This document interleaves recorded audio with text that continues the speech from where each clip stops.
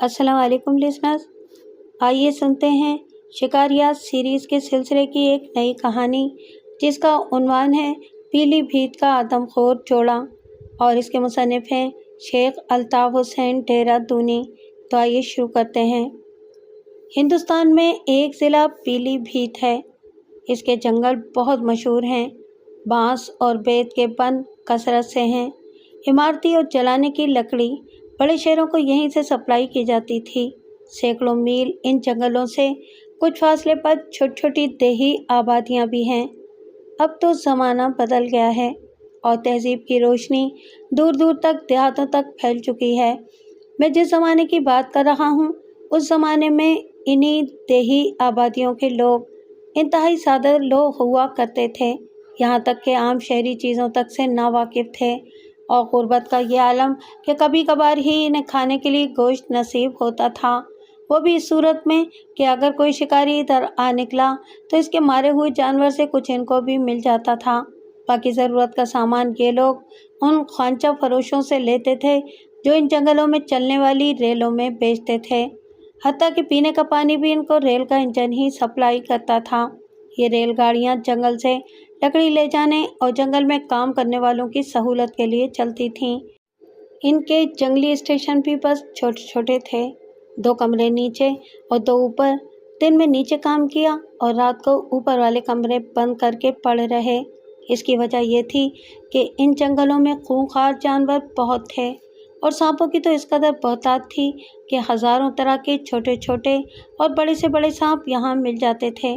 ان کے ڈر سے لوگ چارپائیاں بھی بہت اونچی اونچی استعمال کرتے تھے۔ پیلی بھیت کے جنگلوں میں ایک جنگل سناری پور شکار کے لیے بہت مشہور ہے۔ ان دنوں اس جنگل کی کٹائی کا ٹھیکہ میرے ایک دوست بھلن ٹھیکیدار کے پاس تھا۔ انہوں نے میرے شوق کے پیش نظر کئی بار مجھے وہاں شکار کھیلنے کی دعوت دی، مگر کسی نہ کسی مصروفیت کی بنا پر میں وہاں نہ جا سکا۔ اتفاق یہ کہ انہی دنوں دہرادون انڈین ملٹری اکیڈمی کے ایک کرنل ٹینی، جو میرے ساتھ 1-2 مرتبہ شکار میں شریک رہے تھے، اپنی چھٹیاں پیلی بھیت میں گزارنے کا پروگرام بنا کے بیٹھے تھے۔ انہوں نے مجھے بھی مدعو کیا اور میں اپنے ایک اور دوست پوری کے ہمراہ ان کے ساتھ جانے پر رضامند ہو گیا۔ غرض یوں ہم پیلی بھیت کے لیے روانہ ہوئے۔ رات کو پیلی بھیت ریسٹ ہاؤس میں قیام کیا اور دوسرے روز بذریعہ ٹرین ایک اور اسٹیشن بلیا کے لیے روانہ ہوئے تاکہ وہاں پہنچ کر شکار کے دیگر انتظامات مکمل کریں۔ اتفاق دیکھیے کہ ہمارے دوست بھلن اسی گاڑی میں بریلی سے آ رہے تھے۔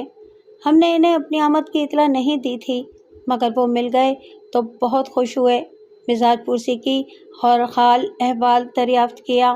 ہمارا ارادہ جان کر بولے، ارے میاں، بلیا میں تو آج کل ایک آدم خور شیر اور شیرنی نے تہلکہ مچا رکھا ہے۔ کٹان کرنے والے تک کام چھوڑ کر بھاگ گئے ہیں، یعنی کتنے آدمی اب تک شیر اٹھا کر لے جا چکا ہے۔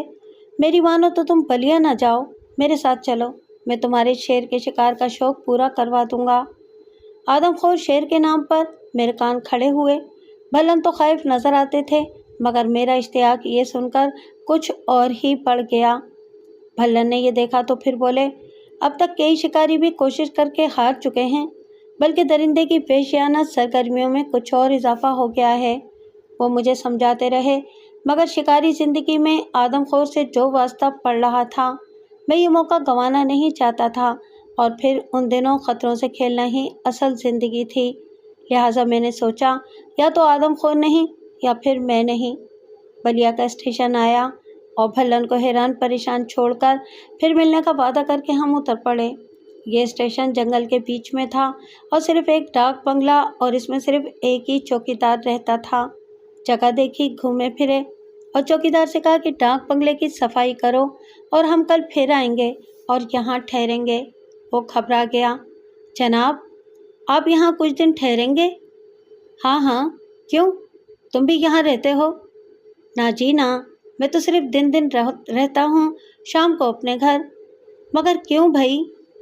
جناب، میں تو اس علاقے میں بہت عرصے سے ہوں، پہلے تو کوئی ڈر نہ تھا، مگر اب تو آپ دیکھیں، اندھیرا پڑنے پر کوئی بھلا مانس آپ کو گھر سے باہر نظر نہیں آئے گا۔ بات یہ ہے کہ کچھ دن سے یہاں پر ایک آدم خور شیر آ گیا ہے، कई लोगों को चढ़ कर चुका है। रात के अंधेरे में जो भी घर से बाहर गया, इसे वापस आना नसीब न हुआ। कोई 10-12 आदमी गायब हो गए हैं। कटान करने वालों ने पहले तो तलाश किया, मगर उनका निशान तक न मिला। जाने ज़मीन खा गई या आसमान निकल गया। फिर तो कटान करने वाले भी एक एक करके सब भाग गए।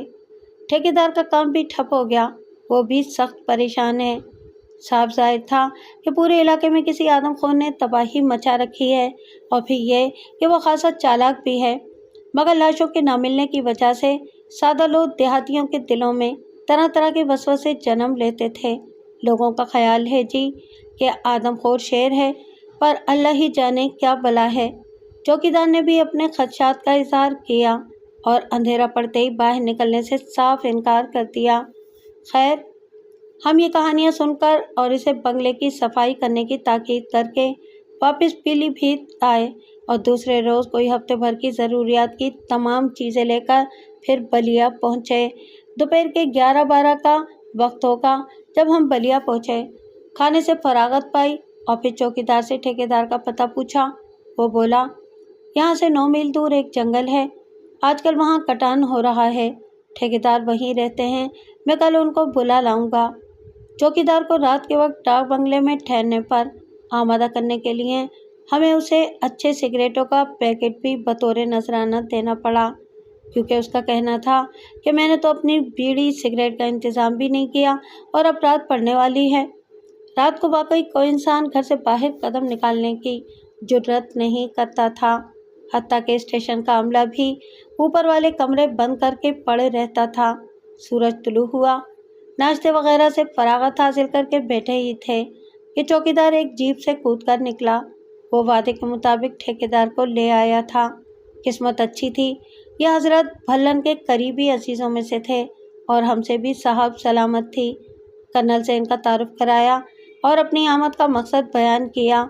उन्होंने बताया कि इस जंगल का ठेका उनके पास है और शिकार के लिए ये जगह बहुत मुनासिब और दिलचस्प है। शिकार कसरत से मिलता है।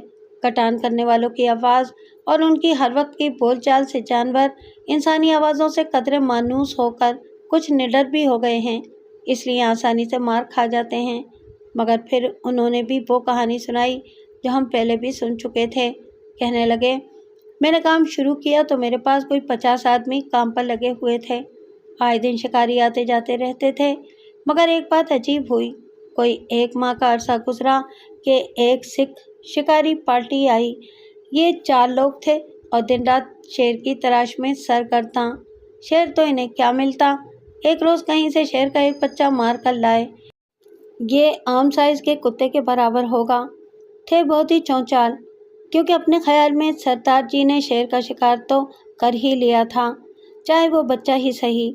सरदार जी तो शेर का बच्चा मार कर चलते बने, मगर उसी रोज़ से इस जंगल में क़यामत आ गई। रात रात भर शेरों के दहाड़ने की आवाज़ें आती रहीं और फिर यूँ होने लगा कि रात को अगर कोई घर से निकला तो वापस ना आ सका। आहिस्ता आहिस्ता ऐसे वाक़यात रोज़ाना होने लगे। जान सबको प्यारी होती है। मेरी सारी लेबर भाग गई और मुझे मजबूरन काम बंद करना पड़ा। अब हमें मालूम हुआ कि यह आदमखोर सारी कार्रवाई इंतकामन कर रहा है। शिकारी और शिकार के हर उसूल के खिलाफ बच्चा मारकर इस शिकार पार्टी ने एक बेज़रर जानवर को खूंखारी पर आमादा किया था और अब हर इंसान उसके इंतकाम का निशाना बन रहा था। यही नहीं, बल्कि ठेकेदार ने यह भी बताया कि लोगों के ख्याल के मुताबिक ये नर और मादा हैं, यानी एक नहीं 2, या यूँ कहिए कि एक जोड़ा था। जंगली खूंखार शेरों का जो बच्चा मारे जाने के गम में पागल होकर अब जिंदा इंसानों का शिकार खेल रहा था। मुझे और कर्नल को अब मुहिम के ख़तरनाक होने और हालात की नज़ाकत का एहसास हो गया था, मगर उसके साथ ही हमारे इरादों में पुख्तगी आ गई। इन हालात में इन आदमखोरों का शिकार अब शौक की नई ज़रूरत भी बन गया था, क्योंकि इस तरह तो खदशा था कि ये जोड़ा रोज़ बरोज़ निडर होकर अपनी कार्रवाइयाँ तेज़ करता चला जाएगा। स्टेशन मास्टर भटनागर भी बड़ी दौड़ धूप में लगे हुए थे। जो भी शिकारी पार्टी आती थी नाकाम होकर वापस जाती थी, क्योंकि ये जोड़ा निहायत होशियारी से अपने ठिकाने बदलता रहता था और इनका सही ठिकाना अभी तक किसी को नहीं मिल सका था। खुद ठेकेदार हर किस्म की आनत के लिए तैयार था, اس نے ہمیں اپنی جیپ اور ڈرائیور دیا۔ ڈرائیور اس لیے کہ وہ ان جنگلوں اور آس پاس کے تمام علاقوں سے بخوبی واقف تھا۔ اسٹیشن ماسٹر بھٹناگر نے ہماری خوب خاطر تواضع کی۔ ان کا اسٹیشن بھی وہی 2 منزلہ چھوٹا سا تھا اور کل 2 آدمیوں کا اسٹاف۔ انہیں شکار سے بس اسی حد تک دلچسپی تھی کہ ایک ڈبل بیرل بندوق تھی جس سے چھوٹا موٹا جانور مار کر اس کا گوشت کھا لیا کرتے تھے۔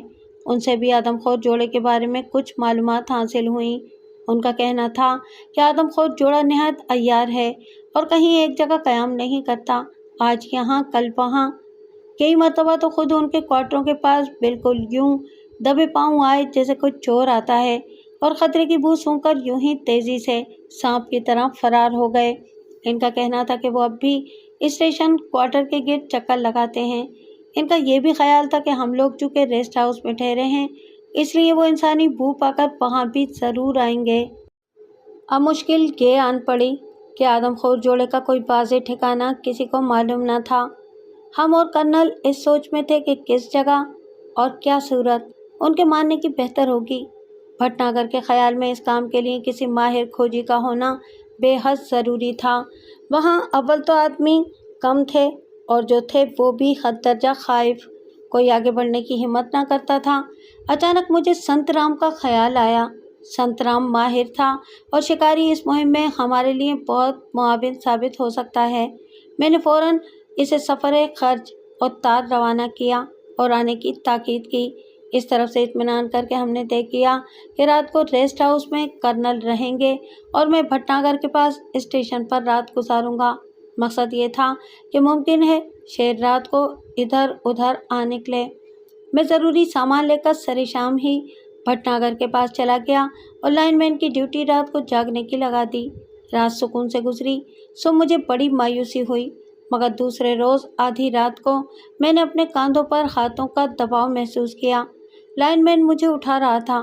میں نے فوراً رائفل سنبھالی اور چوکنا ہو گیا۔ رات کی خاموشی میں شیر کی دھاڑ یک بارگی گونج اٹھی۔ میں نے سب طرف نظر دوڑائی لیکن نظر کچھ بھی نہ آیا، البتہ آوازیں وقفے وقفے کے بعد آتی رہیں، کبھی نزدیک سے کبھی دور سے۔ اب جو غور کیا تو ایک آواز بہت تیز اور گرجدار تھی اور دوسری قدرے کمزور اور دھیمی۔ مجھے بھی یقین ہو گیا کہ شیر اور شیرنی کہیں آس پاس ہیں۔ سرچ لائٹ ڈال کر دیکھا مگر نظر کچھ نہ آیا، البتہ آوازیں آنی بند ہو گئی۔ میں پھر بھی ہوشیار بیٹھا رہا۔ رات کے پچھلے پہر 1-2 بار دور سے دھاڑ سنائی دی اور پھر خاموشی چھا گئی۔ صبح کرنل سے معلوم ہوا کہ وہ بھی رات بھر آوازوں پر جاگ جاگ کر شیروں کو دیکھنے کی کوشش میں لگے رہے مگر نظر نہ پڑ سکی، لیکن اس بات کا اندازہ ہو گیا کہ وہ جوڑا اسی جنگل میں ہے۔ اب ہمیں اپنی کامیابی کا امکان نظر آنے لگا۔ دوسری رات پھر بغیر کسی قابل ذکر حادثے کے گزر گئی۔ تیسرے روز سنت رام پہنچ گیا۔ وہ پورے حالات سن کر بولا، ارے جی، ایک جوڑا کیا 4 بھی ہوں، بس 1 ہفتہ لگے گا۔ اس نے کہا کہ اسے 2 ایسے آدمی چاہیے جو اس علاقے کو اچھی طرح جانتے ہوں۔ ہم نے ٹھیکیدار کے پاس فوراً رکا بھیجا اور ڈرائیور 2 کڑیل جوانوں کے ہمراہ جلدی واپس آ گیا۔ ٹھیکیدار خود بھی چلا آیا۔ خیر، سنت رام نے 2 نالی بندوق اور 4 کارتوس مانگے۔ میں نے اسے بندوق اور کارتوسوں کی پیٹی دے دی۔ دور دور تک سنت رام بندوق لیے ان 2 آدمیوں کی ہمراہی میں جنگل جنگل گھومتا پھرا۔ صبح جاتا، رات گئے واپس آتا اور پھر صبح دم نکل جاتا۔ آس پاس کے لوگوں کو معلوم ہو چکا تھا کہ ایک شکاری پارٹی آدم خوروں کے شکار کے لیے ریسٹ ہاؤس میں ٹھہری ہوئی ہے۔ اکثر لوگ ہماری خیر خیریت پوچھنے اور کام کرنے کو آنے لگے اور علاقے میں کچھ زندگی کے آثار پیدا ہو چلے۔ میں رات اسٹیشن پر گزارتا اور کرنل ریسٹ ہاؤس میں۔ واپس آ کر ابھی ہم دونوں باتیں ہی کر رہے تھے کہ کلاڑے گنڈا سے لیے 5-6 دیہاتی چلے آئے۔ ان میں سے ایک دیہاتی کا لڑکا شام کے وقت جانوروں کو پانی پلا کر واپس لا رہا تھا کہ اچانک ایک جھاڑی سے شیر نکلا۔ جانوروں میں کھلبلی مچ گئی۔ جانور تو بھاگ کھڑے ہوئے مگر گائے کا ایک بچڑا جنگل کے اندر کی طرف بھاگ نکلا۔ لڑکا فوراً ایک قریبی اونچے درخت پر چڑھ گیا۔ شیر بچڑے کے پیچھے بھاگا۔ لڑکے کو موقع ملا اور وہ پیڑ سے کود کر ہانپتا کانپتا گھر پہنچ گیا۔ رات کو بچڑا واپس نہ آیا۔ سوچا کہ وہ شیر کے जत्थों के हत्थे चढ़ गया होगा। सुबह जंगल में एक जगह खून में लथपथ पड़ा हुआ मिला। शेर ने इसे बस बराए नाम ही खाया था। हमने इन्हें बताया कि हमारा खोजी तो खुद जंगल के अंदर गया हुआ है। वो शख्स जिसका बछड़ा था उसे हमने वहीं रोक लिया और संत राम का इंतज़ार करने लगे, क्योंकि हमारे फैसले का इन्हिसार संत राम की राय ही पर था। संत राम वापस आया तो हमने उसे देहाती से मिलाया और वाक़या बताया। उसने कहा, मुझे वो जगह दिखा के लाओ। ये सुनना था कि देहाती बदहवास हो गया। रात पड़ने वाली थी और वो किसी हाल में बाहर निकलने को राज़ी न था, और साथ ही ये इसरार भी कि घर वापस जाऊंगा वरना घर में मातम पड़ जाएगा। बस्ती वाले समझेंगे कि उसे भी आदमखोर चट कर गया। मजबूरन उसे जीप में बस्ती तक पहुंचाया। सुबह खुद ही चलाया और संत राम को लेकर वो जगह दिखा लाया। संत राम ने ख्याल जाहिर किया कि लाश 3 दिन की बासी हो चुकी है और शेर बासी शिकार पर अब शायद ही आए। मगर मेरे और कर्नल के नज़दीक अब और वक्त ज़ाया करना हिमाकत थी। हमने कहा कि तुम फ़ौरन जगह देखकर मचान बना दो, हम वहां पहुंचते हैं। मुमकिन है लाश पर शेर आ ही जाए। हम दोनों ज़रूरी सामान लेकर वहां पहुंच गए। मचान से बछड़े की लाश साफ नज़र आ रही थी। अब हम दोनों इस तरह मचान पर बैठे कि एक तरफ से कर्नल और दूसरी तरफ से मैं सब तरफ बखूबी देख सकते थे। कुछ वक्त इंतहाई खामोशी से गुजर गया। फिर कोई चाप सुनाई दी। हमने गौर किया तो ये एक पैंथर कैट था।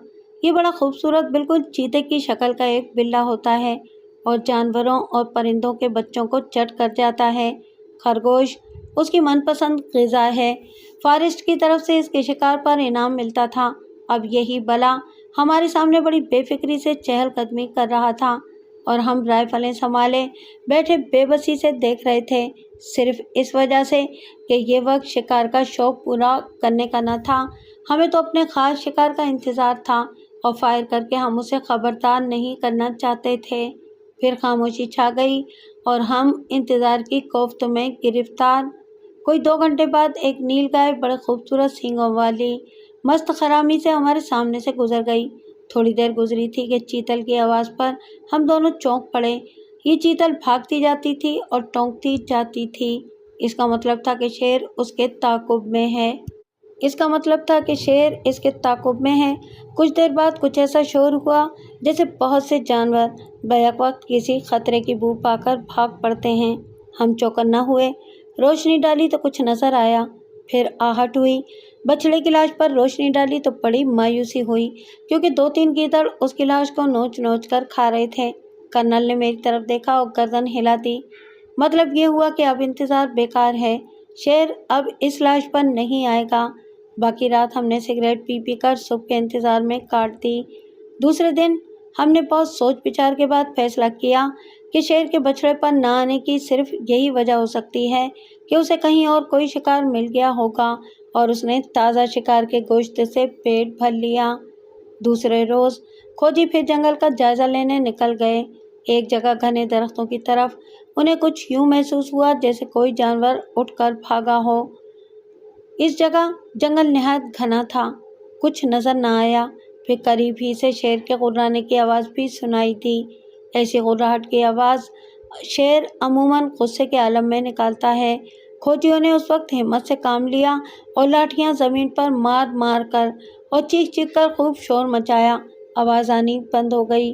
अब जो बढ़कर देखा तो मालूम हुआ कि उस जगह शेर ने एक धोदड़, एक किस्म का जंगली बकरे को दबोच रखा था। अभी सिर्फ इसकी गर्दन ही मरोड़ पाया था कि छोड़कर भाग गया। ये लोग उठाकर ले आए और दावत उड़ाई। संत राम ने यह भी पता लगाया कि जंगल में एक जोहड़ है जहाँ अक्सर जानवर पानी पीने आते हैं। शेर शिकार की तलाश में वहाँ ज़रूर आता होगा। असल में शेर शिकार की तलाश में उसी वक्त निकलता है जब भूखा हो। अगर उसे जंगल में ताज़ा और कसरत से शिकार मिल जाए तो वो बाहर आबादी में शाज़ो नादिर ही आता है। मगर हमारा तो मुकाबला उस आदमखोर से था जो ज़रूरतन नहीं इंतकामन इंसानों का शिकार कर रहा था।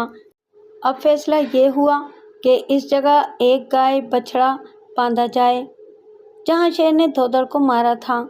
इसके बाद से अब तक शेर की कोई खबर और उसका कोई अता पता न मिल सका था। अब मैं और कर्नल बजाय लाश के जिंदा बंधे हुए कटरे बछड़े शेर के इंतजार में मचान पर बैठे थे।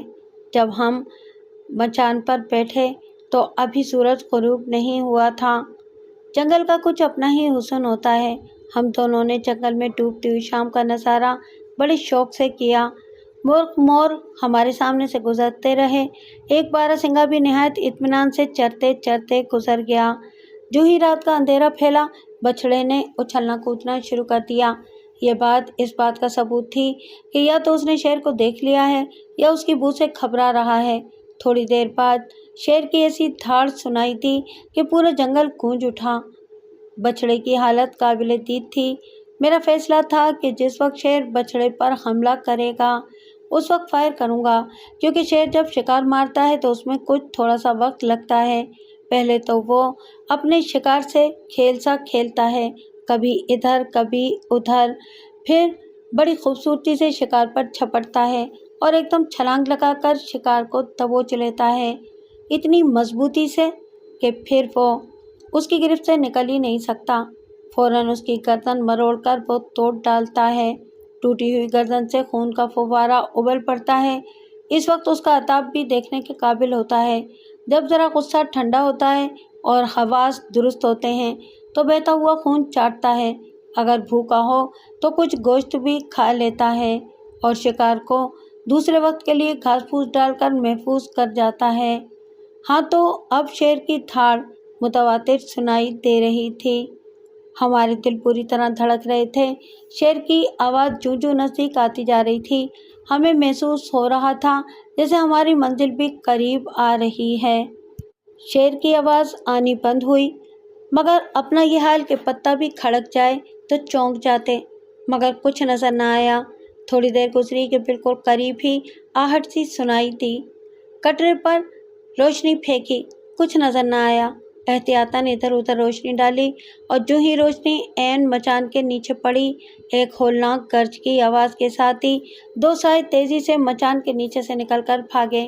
ये सब कुछ इतनी सूरत से हुआ कि हम सिर्फ इनकी झलक ही देख पाए थे, मगर थे वो शेर और शेरनी ही। अब ये भी यकीन हो गया कि वही आदमखोर जोड़ा था जो इंसानी भू पाकर इधर चला आया और जानवर की बजाय इंसान की तरफ रुख किया। यूँ भी शेर की सूंघने की हिस्स बहुत ही तेज़ होती है।